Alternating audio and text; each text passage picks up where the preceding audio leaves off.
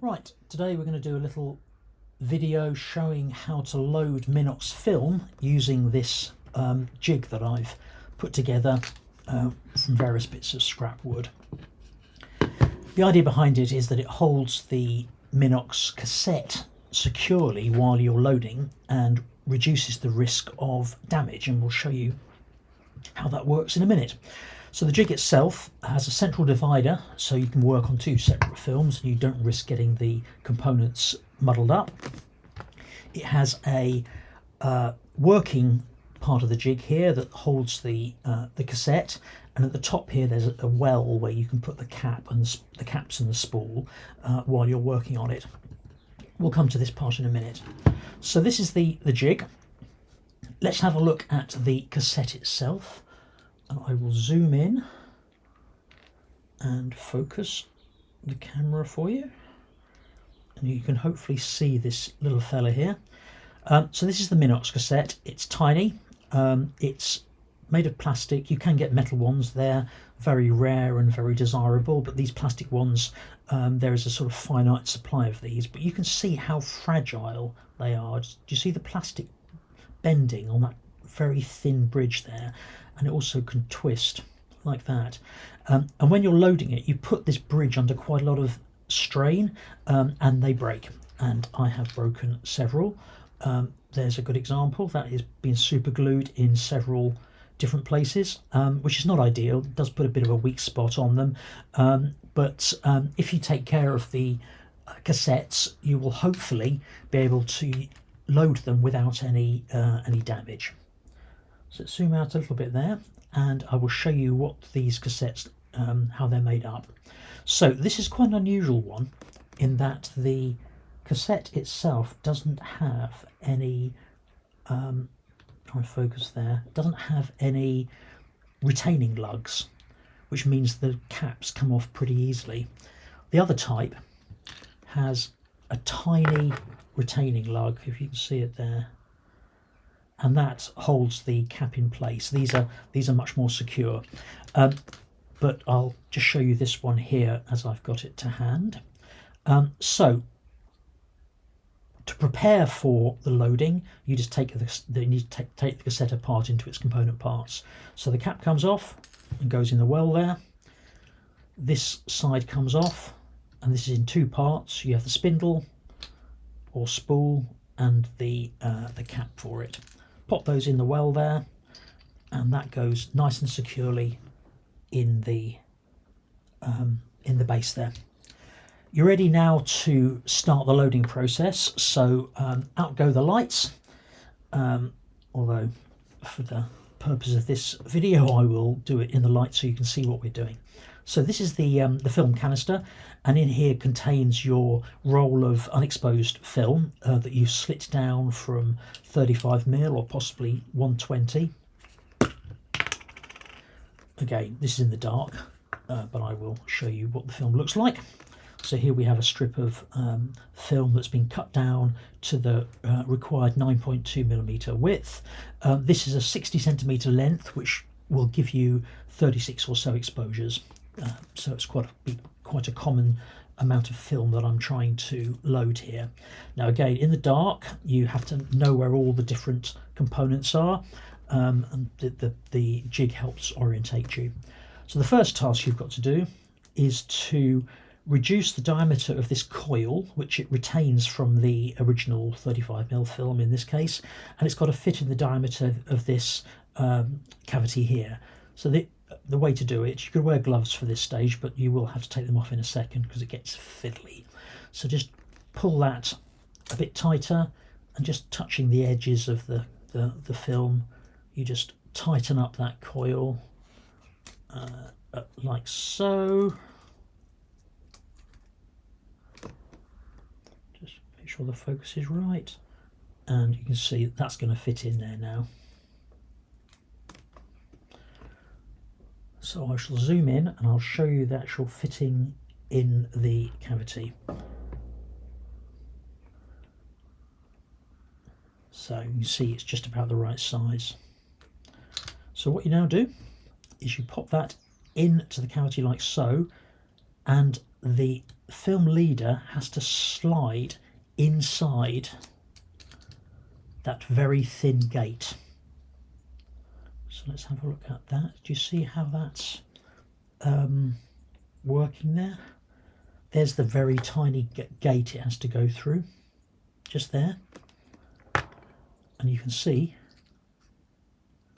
it just slides in like such.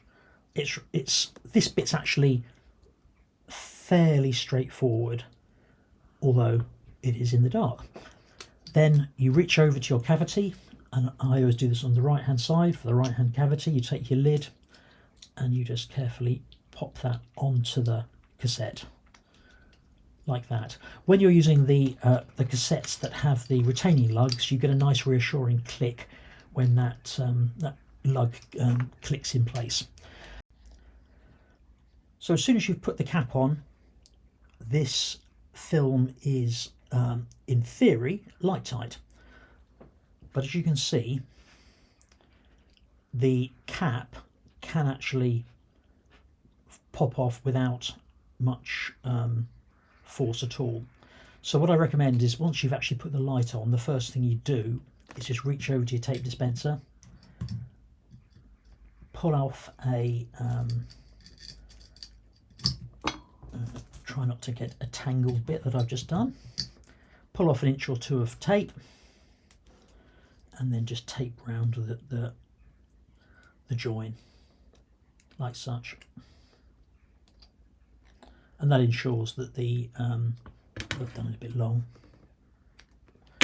That ensures that the lid is not going to jump off when you're at least expecting it. So now with the lights on, which is quite handy really, you pop that, you see how that fits nicely into there. The next task is to tape the spindle onto the end of the film. So this is what I use this part of the jig for. I'll turn that around so you can see it. It holds the cassette on its side. So again, this is in the light now, which does make it a little bit easier, although it's still pretty fiddly. So let's get the spindle. Now, this is the spindle, and you can see the lid that it fits into. It's very important to get this round the right way, or else the whole thing won't fit together. So you see there's a flat bit inside the cavity there. The flat bit of the spindle needs to go against that, like so. Yeah. So then once you correctly orientate it, you just pop that like that, and then the curl of the film helpfully holds that in place. You then get some tape, again a couple of inches of tape, and this can go smoothly or it can be very fiddly. Let's see what it's going to do today. Lay that across, try and get it in the middle as much as you can, and push that back over there. Then you just lift that out. Just try and focus on that for you. Roll the tape round the spindle like that. Oh, this one's not going too badly. And continue all the way. Is it going to be long enough? Yeah, just about long enough. And just push that down on both sides. That is now securely taped to the spindle, and we're ready to move on to the next phase. So let's turn this back round and put it back in the working cavity here. Just focus on that a second. Right. This is actually quite fiddly, this bit here. Thankfully it is in the light, but it's still fiddly.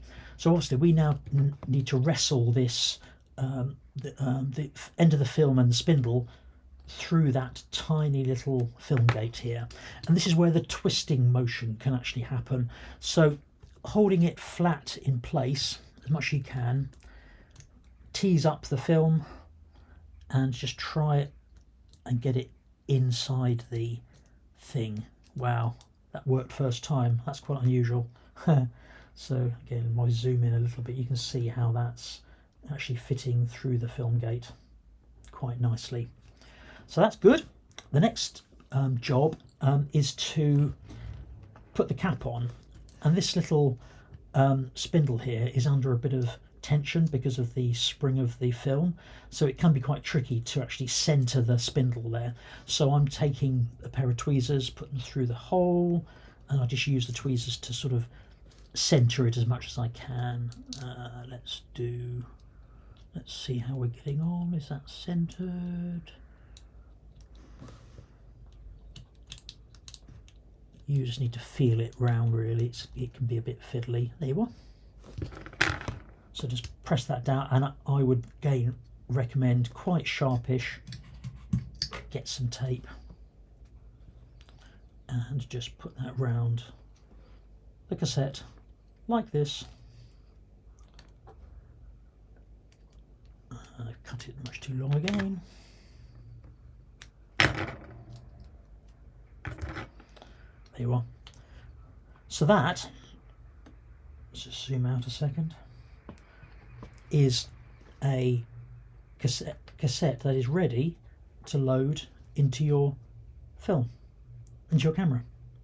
I would recommend now, if you're working on a second film, just pop that in the box there. You can put it into a proper Minox canister in a minute.